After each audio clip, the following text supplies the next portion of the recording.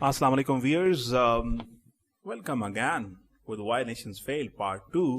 You are listening to Snaula Malik और Part 1 में हमने जो है वो डिस्कस कर लिया था कि ये साहिबान डरन एसिमोग्लू और जेम्स ए रॉबिन्सन इंक्लूसिव और एक्सट्रैक्टिव इंस्टीट्यूशंस के बारे में क्या कहते हैं, किस तरह से ये किसी भी कंट्री की पॉवर्टी या प्रॉस्पेरिटी के जिम्मेवार होते हैं. इसमें हमने 2 केस स्टडीज देखे थे, यूएस और मैक्सिको का जो सिटीज थी उनका, and north Korea and south Korea का. सो अगर आपने पार्ट 1 को नहीं देखा तो आप जो लिंक है वो डिस्क्रिप्शन में मिल जाएगा आपको, तो आप वहां से इसको देख सकते हैं. पार्ट 2 में हमने डिस्कस करना है कि इंक्लूसिव इंस्टीट्यूशंस या एक्सट्रैक्टिव इंस्टीट्यूशंस एक्चुअली बेस किन चीजों के ऊपर करते हैं. सो इससे पहले कि हम इसको डिस्कस करें, अगर आपने इस चैनल को सब्सक्राइब नहीं किया सो डू सब्सक्राइब इट, ताकि आपको जो इन्फॉर्मेशन है बुक रिव्यूज की शक्ल में या वैसे इन्फॉर्मेशन जस्ट 1 क्लिक अवे आपको मिलती रहे. So let's get the thing started. Inclusive institutions, according to Darren Acemoglu and James A. Robinson, they are based on 2 pillars, 2 key pillars. Number 1, pluralism. Inclusive institutions जो हैं वो pluralism के ऊपर base करते हैं. Now, what does it mean by pluralism? It means diversity. It means tolerance. It means acceptance of even immigrants. It means acceptance of those जो non-native हैं. ठीक है. It means कि आप politics में उनको भी इंक्लूड करते हैं. लोकल जो टीयर है उसमें लोकल रिप्रेजेंटेशन भी होती है. सो प्लूरलिज्म जो है वो इंस्ट्रूमेंटल है to achieve unity in diversity. अगर आप इसको पाकिस्तान के पर्सपेक्टिव से देखें तो क्या प्लूरलिज्म वाकई ही मैनिफेस्ट हो रही है आजकल के जमाने में या 2020 में, जून 2020 में? So if you discuss 3 tiers of government hierarchy है, federal government, provincial government and local government. But then you come to know on a very sad note कि भाई पाकिस्तान में जो 3 सूबे हैं वहां तो लोकल गवर्नमेंट जो है वो एक्टिव ही नहीं है. पंजाब, केपी, बलोचिस्तान, ओनली सिंध जो है ये एक लोन वॉरियर है या लोन सर्वाइवर है लोकल गवर्नमेंट के लिहाज से, जहां पे लोकल गवर्नमेंट जो है वो एग्जिस्ट करती है. अच्छा, अब जो लोकल गवर्नमेंट एक्ट था 2019 में, जिसमें लोकल गवर्नमेंट जो थी वो डिसॉल्व हो गई, उसमें ये भी कहा गया था कि prior to May 2020 local governments के इलेक्शन हो जाएंगे, बिकॉज लोकल गवर्नमेंट जो है वो इंटेग्रल पार्ट है, इंटेग्रल पिलर है ऑफ सर्विस डिलीवरी. ठीक है. ग्रास रूट लेवल का जितना कोऑपरेशन प्रोविंशियल गवर्नमेंट से स्ट्रांग होता है उतनी ही अच्छी कोऑर्डिनेशन के जरिए गवर्नेंस जो है वो एस्टैब्लिश की जा सकती है. बट पाकिस्तान में ये केस रिवर्स मोड में नजर आ रहा है. ठीक है. और अगर आप इसके ऊपर मजीद अगर आप पढ़ना चाहते हैं तो बड़ा अच्छा आर्टिकल है, how local government can strengthen Pakistan's fight against COVID-19. You will get the link in the description to study it. So we come to know that pluralism जो है वो एक एसेंस है इंक्लूसिव इंस्टीट्यूशंस का, जहां पे डेवोल्यूशन ऑफ पावर है, जहां पे कॉन्सेंट्रेशन ऑफ पावर नहीं है. As you know that power corrupts and absolute power corrupts absolutely. So जब पावर डिवॉल्व हो जाती है so there always remains a check and balance on power. ठीक है. जो कि यूएस में भी है चेक एंड बैलेंस का सिस्टम. ठीक है. सो एक तो ये प्लूरलिज्म. दूसरा जी centralisation. Now centralisation is also very important along side pluralism. Y? Centralisation से मुराद ये है कि स्टेट की रिट जो है वो कायम रहनी चाहिए. ठीक है. अब 18th अमेंडमेंट हो गई, इसके बाद सूबे जो हैं वो काफी सारी मिनिस्ट्रीज जो हैं वो डिवॉल्व होके उनके पास चली गई, health and education all that etcetera. But at the same time जो स्टेट की रिट है इन की एंड सेंसिटिव मैटर्स वो जरूर कायम रहनी चाहिए. और उन्होंने केस दिया सोमालिया का. सोमालिया का केस क्या है कि वहां पे जो इंस्टीट्यूशंस हैं वो तो इंक्लूसिव हैं, प्लूरलिज्म के ऊपर बेस करते हैं, लेकिन वहाँ पे ट्राइबलिज्म जो था वो हाइप क्रिएट कर गया, और उससे क्या हुआ कि जो स्टेट की रिट थी वो पॉलिटिकल सेंट्रलाइजेशन जो थी वो नहीं हो पाई, ठीक है, और उस वजह से लॉ एंड ऑर्डर की जो सिचुएशन थी वो डिस्टर्ब हुई, इकोनॉमिक एक्टिविटी डिस्टर्ब हुई, ट्रेड डिस्टर्ब हुई, और इवन बेसिक राइट्स जो थे वो उनके ऊपर कंप्रोमाइज हो गया था. सो एसेंस इज कि जो आपके इंक्लूसिव इंस्टीट्यूशंस होते हैं they are based on pluralism and centralization. Point number 2, the pecking order of political and economic institution. Now, if we raise a question, कि किसी भी कंट्री के लिए क्या इकोनॉमिक्स ज्यादा इंपॉर्टेंट है, इकोनॉमिक प्रीसीड्स पॉलिटिक्स, या पॉलिटिक्स जो है वो ज्यादा इंपॉर्टेंट है? डैरेन असीमोग्लू जो है या रॉबिन्सन ये कहते हैं कि पॉलिटिक्स जो है वो प्रोसेस ऐसा है जो गवर्नेंस के रूल्स को डिफाइन करता है, और यही जो गवर्नेंस के रूल्स हैं ये एक्चुअली आपका इकोनॉमिक पैथ जो है वो डिसाइड करते हैं कि आप की जो इकोनॉमी है वो आप ओपन ट्रेड के ऊपर करेंगे, या आप क्लोज डोर रखेंगे, कि आप एक्सपोर्ट करेंगे, या आप अपने आप को बाकी नेशन से कट ऑफ कर लेंगे, लाइक नॉर्थ कोरिया, ठीक है. It has become a पैराया state. We discussed that in the last part. So, according to Daron Acemoglu, के जो आपके political institutions होते हैं, they actually determine who has power in society and to what ends that power can be used.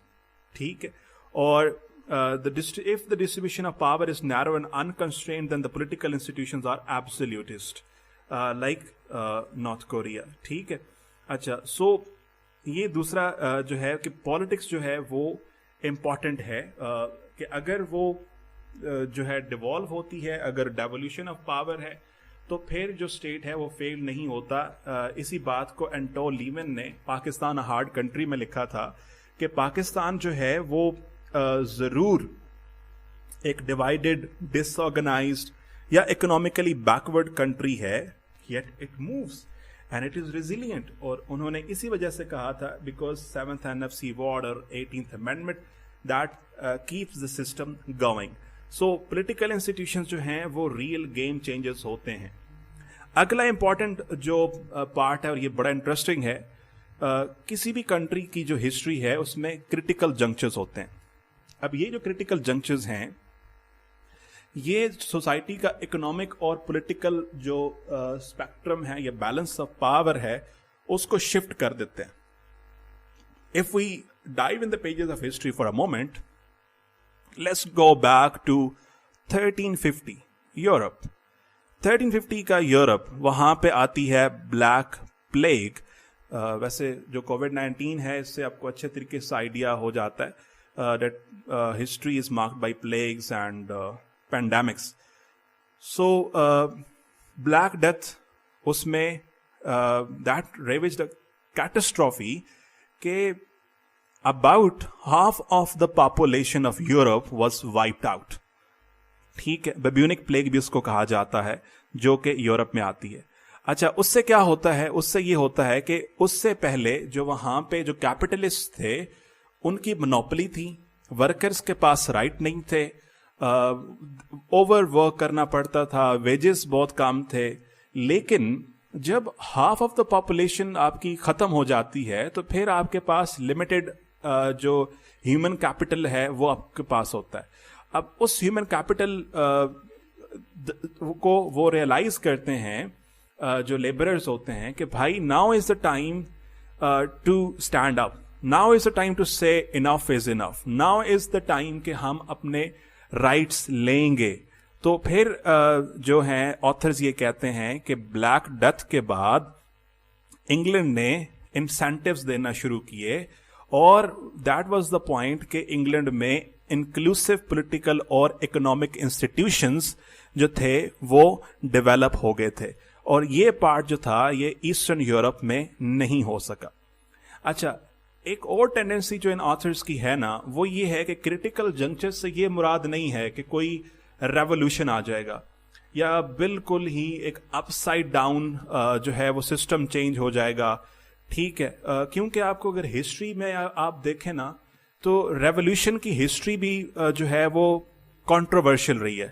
سب سے بڑی example آپ کو ملتی ہے رشین ریولیوشن کی. Even many people are critic of French revolution, کہ بھائی جو فرینچ ریولیوشن ہوا تھا اس کے بعد نپولین بوناپارٹ کا رائز ہوا, اتھارٹیرینزم کا رائز ہوا. اسی طرح سے رشین ریولیوشن کے اوپر اگر آپ نے پڑھنا ہے تو آپ جارج آرویل کا اینیمل فارم پڑھیں. یہ بہت اچھا سٹائر ہے, پولیٹیکل سٹائر ہے, ایلیگری ہے, جو مینیفیسٹ کرتی ہے کہ جو اسٹالن کا یو ایس ایس آر تھا انفیکٹ, وہ اس نے کس طرح سے پہلے سپورٹ کو لوگوں کی گین کیا. all animals are equal but some animals are more equal than others.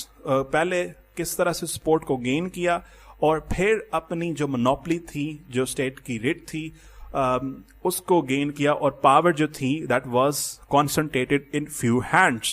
So how Russian revolution actually backfired. ٹھیک ہے, so revolution جو ہیں وہ often they do not pay back. Next point is اب دو قسم کے جو انکلوسیو انسٹیٹیوشنز ہیں یا ایکسٹریکٹیو انسٹیٹیوشنز ہیں, ان سے ایک سائیکل کریٹ ہوتا ہے. وہ سائیکل جو ہے وہ انکلوسیو انسٹیٹیوشن جو ہیں وہ ورچوس سائیکل کریٹ کرتے ہیں, سرکل جو پازیٹیو فیڈ بیک دیتا ہے. کیسے؟